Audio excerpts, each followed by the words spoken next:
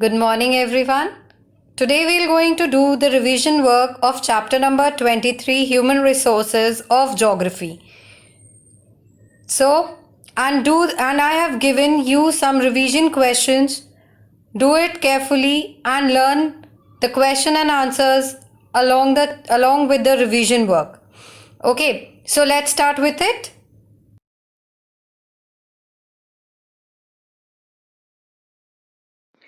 Why are people considered a resource? First of all, what is the meaning of a resource? Something that is useful to us. Now, why people are considered as a resource? Because they turn a natural resource into something useful to produce wealth and raise the standard of living. How?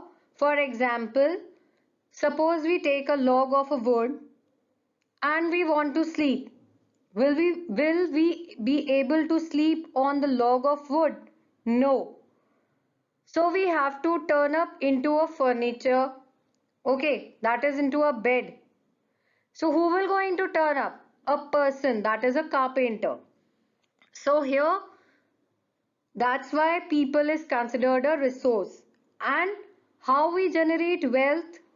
By selling or buying a good and by producing different resources.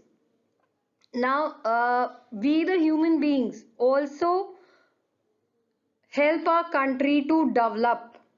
That's why we the people are considered a resource. Okay.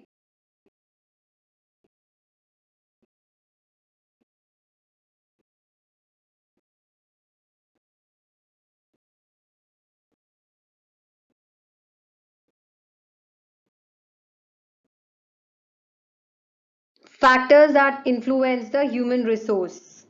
Education. See, education is important to be successful or to help our country develop.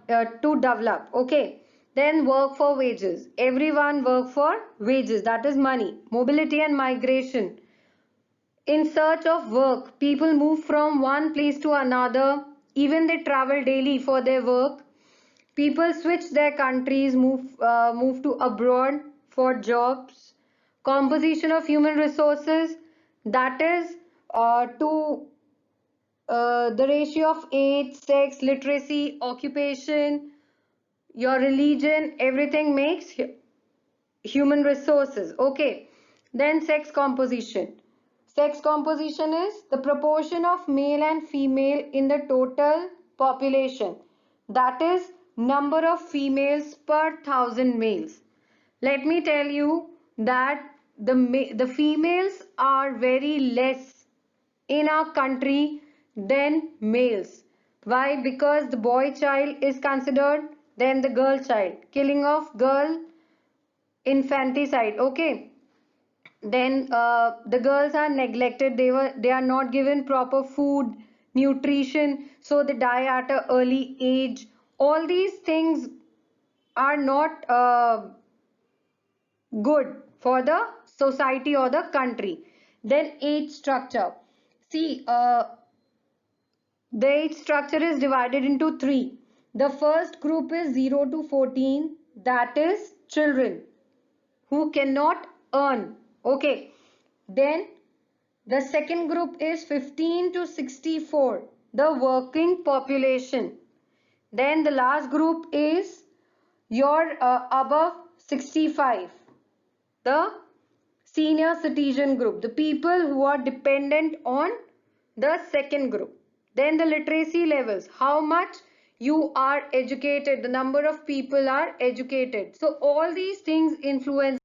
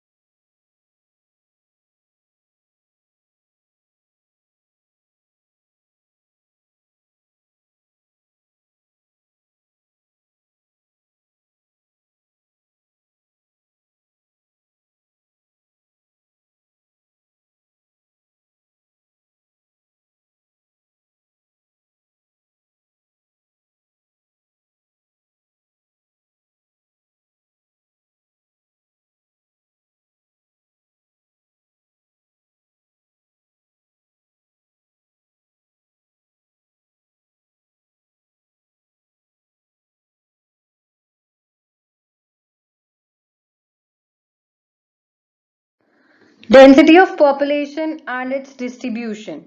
Density means how much number of people are living in a particular area. Okay, so the areas of it is divided into three groups: areas of high density, areas of medium density, and areas of low density. Okay, so areas of high density are China and the Far East, South and the Southeast Asia, Europe. And the areas of medium density, delta region of Nile, plains of Tigris and Euphrates. Then areas of low density, the tundra region, the equatorial region, and in the tropical and temperate deserts. Now there are certain factors which influence the density of population. Now what are they? What are they? Geographical factors, technological development, social and cultural factors. Now, geographical factors, if the climate is suitable over there, then there will be more population. If it is moderate, then the medium population will be there. And if it is not at all suitable for living, then it's a low density population area. Technological development, we move to a place where the country is more advanced. Okay, why people move to Western Europe or northeastern regions of USA? Because because they use more advanced methods, okay, of working or for manufacturing things. Then social and cultural factors. Social and cultural factors, the migration of some cultural or social groups from one region to another due to political or social factors. Okay, so these are the few factors which influence the distribution of population. Then we have change in population. The number of people living in an area does not remain the same. As the climate doesn't remain the same of a particular place, similarly the population also keeps on changing. Why? Because of high difference between the death rate and the birth rate. Number of birth is more than the death rate. Migration of people keeps on moving from one city to another, or from one country to another due to their work or for business or for anything. Then rising standard of living, as we lead a good luxurious life, we want to move to a more developed city or a country. Then political and social religious factors, better health and nutrition leading to a longer lifespan. So this is all for today. I hope you have understood the chapter human resources. Still you find any problem, please do ask me. Okay, now it's time for your revision questions. Now for today you have to do certain questions. Number 1, define human resources and immigrants. How is density of population measured? Number 3, why are there differences in sex ratio? Number 4, what are the causes for uneven distribution of population in the world? Number 5, describe the importance of human resources. Children, I'm not giving the answers again because Swati ma'am had already given you the answers of the questions. So learn them and write them and send your revision work to me. Okay, and please take your revision work seriously. Okay, children, so that's all for today. Thank you.